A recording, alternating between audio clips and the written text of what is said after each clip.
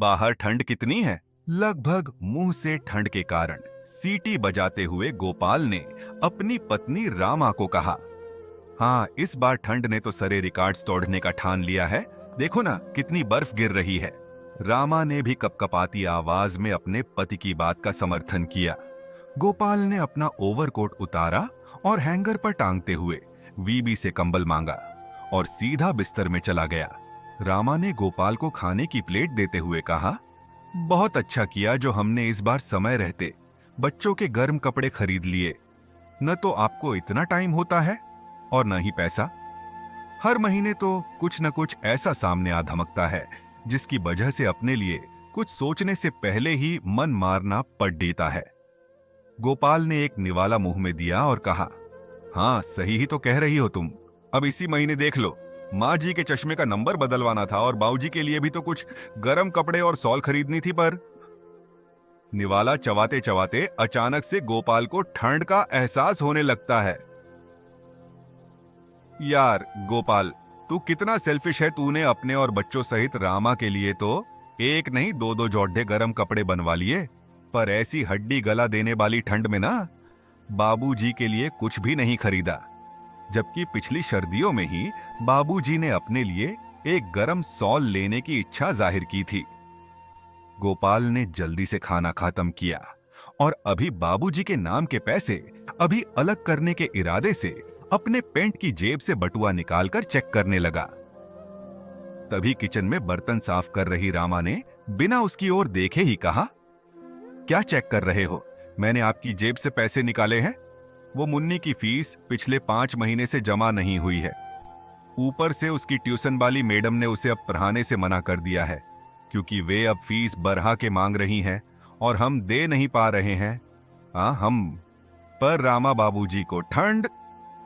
गोपाल ने अपनी बात पूरी भी नहीं कही थी कि रामा ने बर्तन सिंक में जोर से मारते हुए कहा, आजकल कम पढ़ी लिखी लड़कियों के रिश्ते भी नहीं होते हैं। बेबस गोपाल ने एक नजर भर के रामा की ओर देखा और फिर कमरे से बाहर निकलकर बाबूजी और माताजी के कमरे में पहुंचा। अरे गोपाल बेटा, आ गए तुम। हमें चिंता हो रही थी, आज बाहर बहुत ठंड है।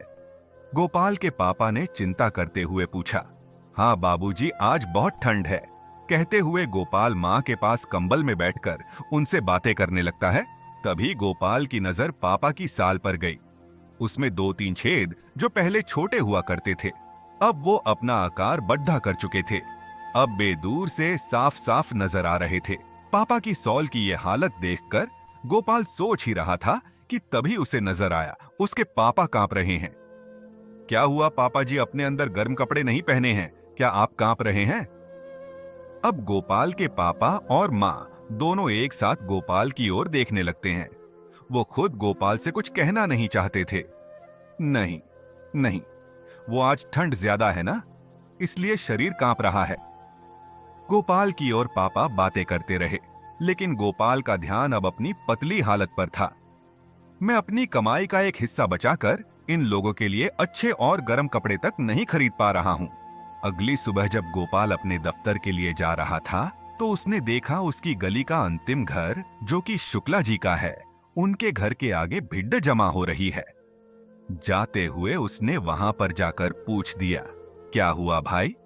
तभी उसे सुनने को मिला, ठंड में अकदरने की वजह से शुक्ल जी की मौत हो गई।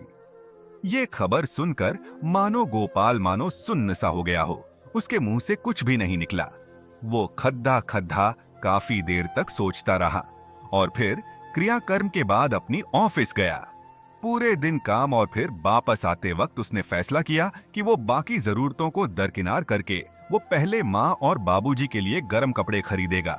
नहीं तो जब वो घर आया तो उसके हाथ में ढेर सारे कपड़े थे। रामा ने देखा कि गोपाल ने न तो मुन्नी की फीस भरी है और न ही गुल्लक में पैसे डाले हैं। उसने गेट खोला और बिना कुछ कहे आंखें तरेरते हुए अंदर चली गई। कुछ देर गोपाल खद्दा सोचता रहा, फिर वो सीधा अपने पापा के कमरे में गया और अपने हाथों से अपनी माँ और पापा को वो गर्म कपड़े जो लेके आया था पहनाने लगा। हाँ, आज कितना अच्छा लग रहा है। ऐसा लग रहा है जैसे ठंड है ही नहीं। गोपाल के पापा ने अपनी बूढ़ी और जर्जर आंखों में चमक लाते हुए कहा। गोपाल खुशी से उनकी ओर देख रहा था। तभी उन्होंने कहा, मैं 2 दिन पहले शुक्ल जी से मिला था, कह रहे थे लगता है इस बार ठंड हमें लेके ही जाएगी। कमबख्त सही कह रहा था। गोपाल अपने कमरे में आता है तो रामा गुस्से में खड्डी उसे देख रही थी।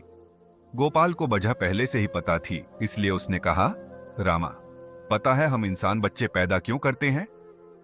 गोपाल ने रामा की ओर घूर के देखा। गोपाल, केवल इसलिए ही नहीं कि वो हमारा वंश आगे बढ़ाएंगे, इसलिए भी जब हम बूढ़े होंगे, हमारे हाथ पैर थकेंगे, तब हमें उनसे उम्मीद रहेगी कि वे हमें हमारी जरूरतों को पूरा करेंगे। और मैंने भी वही किया है। तभी गोपाल अपने बचपन का एक किस्सा सुनने लग जाता है। कैसे उसकी जिद करने पर पापा ने अपने लिए जूते न लेकर उसके लिए नया कोट लिया था। अब रामा समझ गई थी ओंजीजो